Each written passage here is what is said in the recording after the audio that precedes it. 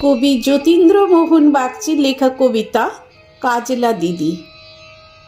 বাঁশ বাগানের মাথার উপর চাঁদ উঠেছে ওই, মাগো আমার শোলক বলা কাজলা দিদি কই।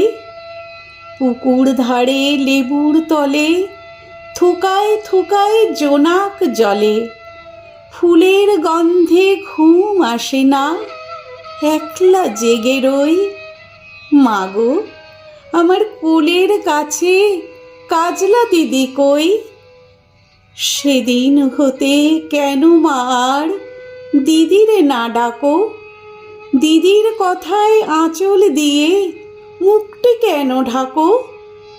খাবার খেতে আসি যখন দিদি বলে ডাকি তখন, ও ঘর থেকে কেন মা আর দিদি আসে না কো। আমি ডাকি তুমি কেন চুপটি করে থাকো। বল মা দিদি কোথায় গেছে, আসবে আবার কবে। কাল যে আমার নতুন ঘরে পুতুল বিয়ে হবে। দিদির মতো ফাঁকি দিয়ে আমিও যদি লুকাই গিয়ে, তুমি তখন একলা ঘরে কেমন করে রবে। আমিও নাই দিদিও নাই, কেমন মজা হবে। ভুঁই চাপাতে ভরে গেছে শিউলি গাছের তল, মারাস নেমা পুকুর থেকে আনবি যখন জল।